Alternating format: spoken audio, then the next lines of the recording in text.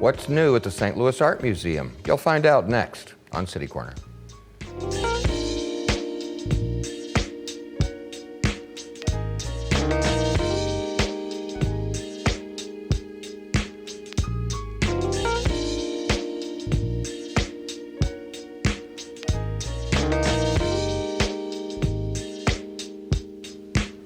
Hi, welcome. I'm Steve Potter. This is City Corner. You know, there's always something new going on at the St. Louis Art Museum. I haven't been there in a while. I need to get there as soon as I can. We're going to find out more what's happening and what's coming up.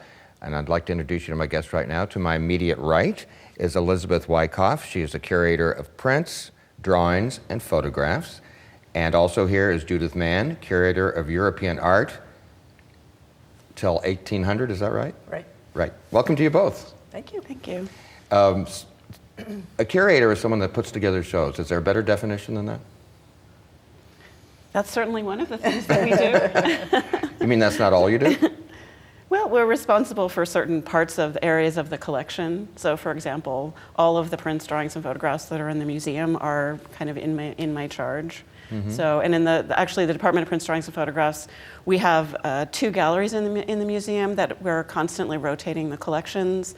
But there's also a portion of the collection that remains in storage. But it's possible to make an appointment to come to our study room to look at that material as well. Oh, really? That's interesting. Uh-huh. The curators are caretakers in a certain way, so we make sure that, you know, we decide how it will be displayed. We work with our conservators to make sure that they're properly maintained, things like that. Mm-hmm. And we also research the collection, give a lot of talks, work with donors, advise people on collecting. So go to a lot of meetings? Unfortunately, yes. Well, your title seems so specific as far as being a curator. So how many curators are there, just approximately, in the museum? Are there dozens? I think there are 14 now, 8 departments. Uh-huh. So. Talk a little bit about the St. Louis Art Museum, just in general. Of course, it's an institution. I'm sure it's recognized in the United States as one of the best art museums in the country. Of course. I think so. Yeah. Am I right? Mm-hmm. Yeah, it's a mid-size art museum, but yes, its reputation as an encyclopedic museum. Also, we're known for our collection of Max Beckmann paintings, the largest in the world. And then we have some other areas of particular density, but overall it's a very fine collection. Mm-hmm. And Elizabeth, there are some things are permanently displayed, are they not? Or does everything always change? Well, the paintings and sculpture stay largely the same for often a couple of years at a time. And works on paper are always rotating. They're sensitive to light and things like that, as well as, you know, there are over 14,000 works on paper, so we couldn't possibly display all of them if we wanted to. But just for, you know, proper stewardship, we rotate them on a regular basis. I know you're not in the PR department, so maybe you can't answer this specifically, but what kind of numbers do you have over a year's time? Any idea as far as people coming in and out? Maybe you don't know. No, we have been aiming and I think succeeding in getting to around 500,000 visitors a year. Wow. So that's amazing. Are you both from St. Louis? No, neither. No.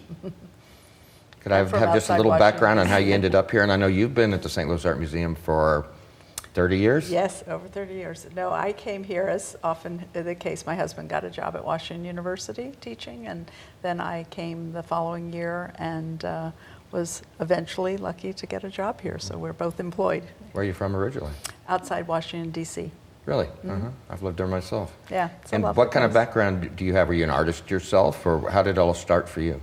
It started through distribution requirements when I was required to do an art course my freshman year, and I took a Gothic architecture course, which I did not do very well in, but ended up telling everybody I knew about this great course I'd had, so I eventually majored in art history and then got a PhD. I see. Elizabeth, you've been with the museum, I think, 9 years? Yes. And what's your backstory? Well, I grew up on the East Coast and worked. I mean, I started actually as a fine arts major or a studio major in college, and then I went to New York and got a job in a department at the Metropolitan Museum of Art, and kind of observed curators working and realized that was a good job, an interesting, you know, thing to pursue. And I went and got my PhD, and I worked after the Metropolitan Museum. I worked at the New York Public Library, and then at the Davis Museum at Wellesley College, and Mm-hmm. then I came to St. Louis. Wow. Well, welcome. Thanks. Thank you. The big exhibit that you're here to talk about is Dutch painting in the age of Rembrandt. I think it opened in October, and it's here towards the end of January. And this comes from, is it the Boston Museum? Am I right? Yes, the Museum of Fine Arts. The Boston. Museum of Fine Arts, Boston. Mm-hmm. So what's so special about Dutch painting? I know that seems like a simple question. We only have 12 minutes, right? Well, in the first half. Well, I mean, Elizabeth is a Dutch scholar. I do Italian art, but as someone who is the painting curator, I think people are always drawn to the specificity, the exactitude of observation. Dutch artists really give the impression they're recording exactly what they see, and they handle textures and details quite beautifully. Sort of like one scenes aspect. of everyday life. Is that a way to put it? Well, they seem to Yeah, be. They seem to be. What do you mean, seem to be? Yeah. Well, I think they're also very carefully constructed. Sometimes kind of theatrical stories are being told. So it's not like the artist was there with a camera taking a snapshot. I think they are very good at making it seem like that. But there's usually something else going on in the background. There's a moral being told, or there's a story being told, whether it's a biblical story or a mythological story, or just a story of some funny people sitting in a tavern in Amsterdam. But there's usually kind of a backstory to it. It's not, what you see is not entirely what you get. You mean And something? even landscapes. Landscapes are church interiors. They're not simply a record of that. There's often a meaning about sort of a God or religion in them. I mean, or the aura of nature as a product of God's So creation. these are works of art you might want to stand there and look at for a while Yeah. to figure them out. Yes, and you might go through various understandings too. There are things I would say they're layered. So it's not just you see one thing and then you understand the whole picture. It's funny, Elizabeth, you mentioned a camera a couple of minutes ago, and when I was looking at some of these images of the art that's on display in this exhibition, I made a comment how one really looked like a photograph. Yeah, very Yeah. precise, very accurate. I mean, the Dutch were lens makers and made a lot of advances in microscopes and things. So they look in a way that no one else does, I think. Yeah. Well, so this exhibition of Dutch painting in the age of Rembrandt, we're talking specifically about the 17th century. What's so significant about 17th century art? Well, I think that the 17th century is when the Netherlands really kind of gained its identity, both politically and religiously and culturally. So the 17th century is the point when the Dutch Republic really was formed. So if you think of Rembrandt being born in 1606, a half a century before that, the Netherlands, which at the time encompassed what we now call the Netherlands, as well as Belgium and Luxembourg, all of that was actually under the rule of the Spanish king. And it was a very sort of Catholic republic, a Catholic empire. And in the course of the 1560s, the last 4 decades of the 16th century, the Dutch really started what we know as the Dutch Revolt, and revolted against the King of Spain and formed their own republic. And it was in the 17th century that really kind of came to being.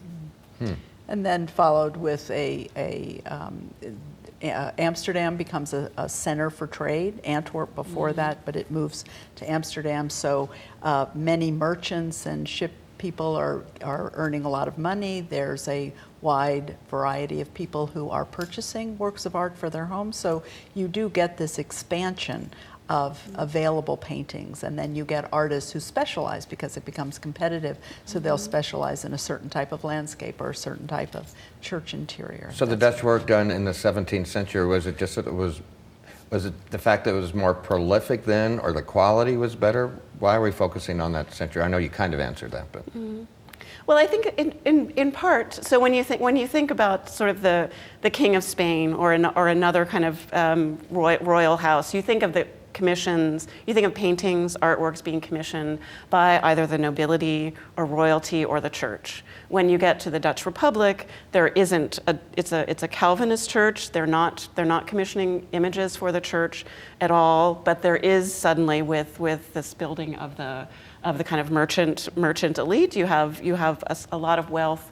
Those people are commissioning portraits, but it's also trickling down, so that landscapes might have cost a little bit less. And so the stories are from, for example, English travelers who went to the Netherlands and wrote diaries about their trips. They talked about there being paintings in every single household, down to the farmer and the tradesperson. Everyone really had their walls covered with works of art. So I'm getting a little history lesson from you, which I'm enjoying. Is that kind of background, would that help me understand this exhibit if I knew more about that before I went to see it? And do you help teach me that at the museum? Yes and yes. I mean, it's always helpful, but yes, we put together panels, text panels in the exhibition to give an overview of the history, and then for each gallery to kind of give an overview of what's being seen and the importance and why those types of paintings existed. But I think it's important to remember that the works of art, you don't have to know the history. They're also just beautiful, engaging, wonderful, wonderful paintings that if you don't know that background, you can still walk away really, really enriched. So I don't want to give anyone the idea that they have to study before they come to the exhibition. First. No, there's, I mean, just to marvel at the technical mastery and the beauty of these. They're really high quality. I think we'd be remiss too if we didn't point out that one of the reasons that this show is being offered now, Boston offered it, was these two couples, these two collectors who pooled their collections of 114 paintings and gifted them to the Museum of Fine Arts Boston. So this is a celebration of that magnanimous gift. They founded an institute for the study of Netherlandish art. So it's really a wonderful thing. And 40 of the paintings are from these private collections that are promised to the MFA, and they're fantastic. They're just really Dutch painting in the age of Rembrandt. I think there are about 70 paintings in this exhibition. And how many artists does that represent? Just off the top of your head. I think we're in the 50s. Yeah. Right. There are duplicates by some artists. Rembrandt, there are 3 by notably. Rembrandt. There are 2 by Frans Hals. For example, there are 2 by Gerrit Douw. So they're Were all 50 of these artists? Did they all have high success like Rembrandt did in their day, or were some kind of unknown, or are these all famous artists? I think they all had some kind of reputation. There are some who maybe made more money because they had more portrait commissions. There's one artist who actually started as someone who painted what we call now genre scenes, or the scenes that kind of seem more like scenes of daily life, and he became a portraitist sort of later in his life. But I would say that all of the painters were known to one degree or another. Sometimes they might have been known particularly in the town or the city where they lived. Yeah, you have a lot of different towns, and they emerge in their individual town as very important, well-known artists. It's Dutch painting in the age of Rembrandt from the Museum of Fine Arts in Boston, and when we come back, we're going to take a look at a few of those images of those paintings, and we can talk about that a little bit. So that's what's coming up on City Corner. Stay with us.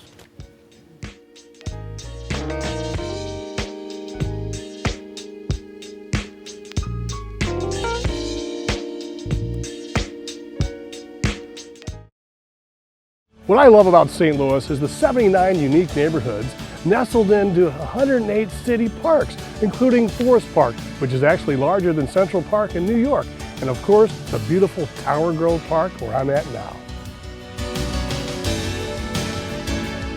Oh, the St. Louis Blues. We've got the St. Louis Surge, 2-time WBCBL champions. We've got Harris Stowe, WashU, St. Louis University, and of course, the 11-time World Series champion, St. Louis Cardinals. So come experience St. Louis.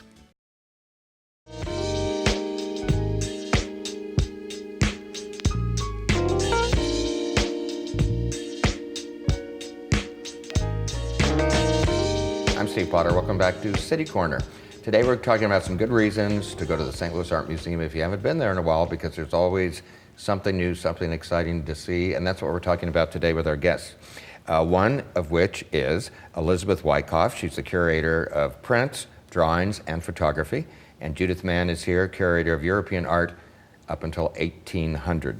And the main exhibition that we're dealing with today is Dutch paintings in the age of Rembrandt, and that focuses on work from the 17th century. I think you said 50-odd artists are represented, and there's something like 70 pieces of art. And Maybe I'm wrong about this. I'm assuming that the scale of this work, are most of these large in size, or not necessarily? No, actually, they're domestic mostly. There are a few large paintings. Domestic. Yeah. Well, one of you said something earlier about a lot of this art being in people's homes back in the day. So Yes, is yeah. that what you mean by size, domestic size? Yeah, yeah.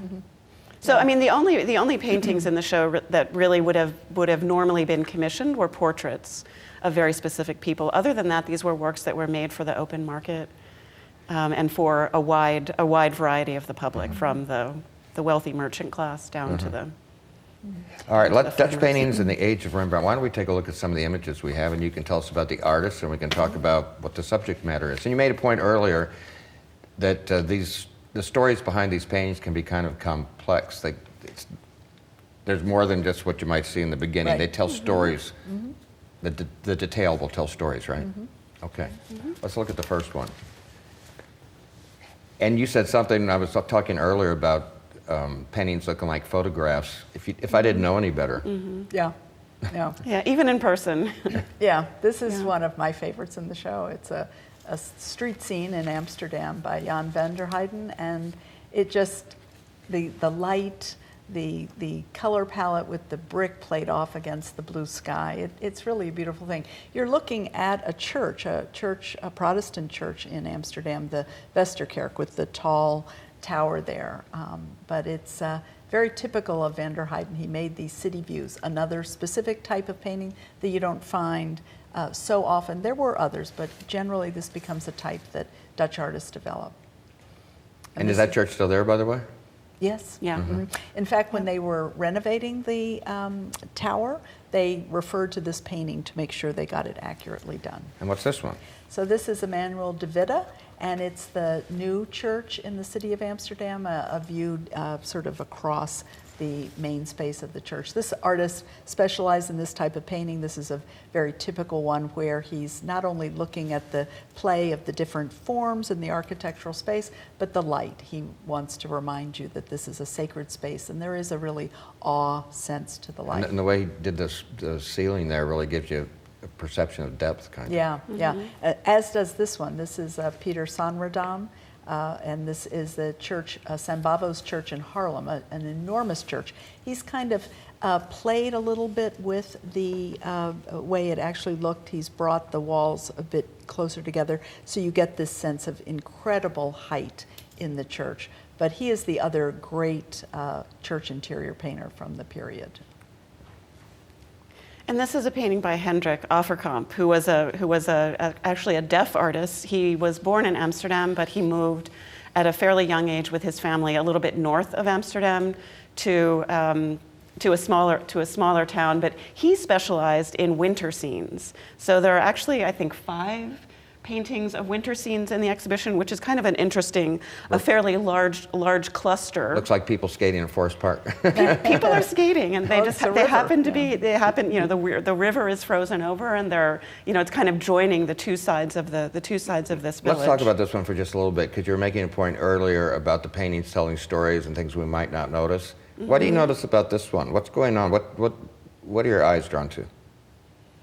Well, I think your eyes are drawn, first of all, if you're looking at the center, right in the very center foreground, you see this young couple. She has a kind of shorter skirt. He has short breeches that kind of says something about the class that they are. So they're a lower class couple, but then just off to our right, there's a group of people, 2 couples it looks like, that are very, very finely dressed. I kind of feel like they must be freezing, because that woman just seems like she's wearing her dress. To the right of the younger couple in the center, you see a hole, which is an ice fisherman, and his goods are on a sled right behind the hole. Also off on the left, there's a group of young men playing a sort of newish game at the time called Kulf, which is spelled like golf except with a K, which seems to be a precursor of our modern golf, but also a mixture of hockey, because it was played both in the summer and the winter. The big building that you see off on the right is an inn. We can tell because there's a little kind of coat of arms above the door. We have a figure coming out of so there's a little yard with chickens and things in it, and then you have a figure coming out of the gate. He's a figure who appears in many of Averkamp's different paintings, and he's kind of an old man winter, sort of an allegorical figure Almost like of Santa winter. Claus type Yes, figure. yeah. It makes me think, since these are 17th century, I was thinking about how an artist would compose. Like now they might take photographs and study them and look at them, but back then it must have been a whole different kind of challenge to come up with all these little scenarios. Right. Well, he was a prolific draftsman. There was one of his followers, actually an amateur painter of winter scenes, owned something like 900 drawings. Who are we looking at? So this is a woman named Altje Eulenburg, who was, it's a portrait by Rembrandt from 1632. Rembrandt was born in the city of Leiden. He was a miller's son, kind of a middle class individual. He went to school and he started in the university in Leiden, so he knew Latin. He was definitely kind of literate artist, and studied with a local painter. But then he had kind of greater ambitions. And as Judy mentioned earlier, that Amsterdam was really kind of the up and coming city in the Netherlands at the time. So at the age of about 27 in 1632, he moved to Amsterdam, and he moved in with a colleague whose name was Hendrik Eulenburg. And Altje, the sitter in this portrait, is Hendrik's cousin. But the other connection is that Altje was the elder cousin of Rembrandt's wife, Saskia, whom he married. So it's this kind of curious mixture of the milieu that he moved into in Amsterdam. All that backstory and history is interesting. Was that easy? Is all that background information easily available, or did it take research to find this out, or is all that documented for Well, years? there were a couple of hundred years where that painting was identified as an old woman, portrait of an old woman by Rembrandt, and it was owned by the Rothschild banking family in Paris for many years, and then in about the year 2000, the final Rothschild to own it decided to sell it at auction, and research was done at that time. And that researcher actually put two and two together and realized that there was a portrait of this woman and her husband, actually, who was a Calvinist preacher.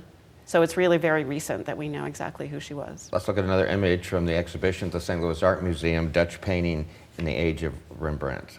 This looks more like a drawing than a painting. Yeah, so this is a very curious kind of late 17th century phenomenon. It's by an artist named Willem van de Velde, and he specialized in what are called pen paintings. So this is actually, drawn with a pen and ink, but it's on a prepared panel. So, and this one is actually quite small, but he did also very, very large images of the same thing, and it's a portrait of a particular naval ship. Another individual here. One of the other great portraitists of the time is Frans Hals, and this is a portrait of an unknown man. This is sort of in the way that the Altje portrait was before. We're not quite sure who it is. A prominent man. He wears a Japanese robe, something that was a result of the trade that the Dutch had with Japan. These robes were sent initially as gifts and then became very popular. First for internal wear, and then people sort of sported them as evidence of their stature and wealth. And this? And this is a painting by Jan Steen. So this is a great example of what in sort of current parlance we call genre painting. In the 17th century, I think it would have been called a bordeeltje or a little bordello, because if you look at it initially, you think, oh, what a beautiful Dutch interior. I didn't pick up on that right away. But if you start to walk through the painting, on the right you go back into the room and you see that there's a man kind of pulling a woman onto his lap. Oh, yeah. And then you start looking at the woman in the foreground who's looking out directly at us, and she's showing us that she's cheating in a card game. And across the table from her is the soldier that she's playing with, and maybe deceiving in some way. He's new to town, right? He might be new to town. He's being fed a little bit more wine. And I love the dogs not paying any attention at all. Yes. Well, here's something traditional, still life. Yeah, there are two female painters represented in the show. This is one, Raquel Rausch, and she was a major person in her day, and these are really exquisite pieces. You can see at the top there's a tulip, and that's another aspect of what we associate now with the Dutch. You think tulips. But that was not native to the Netherlands. That was imported from Turkey. So it's evidence of the availability of things from all over the world that come through the Port of Amsterdam that then appear in paintings. Is this another one of hers, or? No. Yeah, so this is by Willem Kalf, another 17th century still life artist. Still life is really one of the specialties that the Dutch excelled at and kind of innovated. This also shows the Chinese. It's a very specific kind of Chinese porcelain. It's also fruits and vegetables that wouldn't have been, like a lemon. Lemons were not native. Before we go to this one, I just want to go back to something you said about the woman artist. It just popped into my mind. I always, particularly when you're talking about 17th century, a woman artist doesn't even enter my mind. Were there not too many? One wouldn't say there were very many, but there were some quite prominent. Obviously, Raquel Rausch, there's a Skalkin, now I'm blanking on her first name, Maria van Skalkin. And then, it's in the exhibition. There's a self-portrait of there her. too. But the And Judith major, Leister. Yeah, the person best known is Judith Leister, who's not unfortunately represented in this exhibition, but student of Hall's, and her style's often very close. But Okay. yeah. Let's move on with the images from the St. Louis Art Museum. And so what we have next.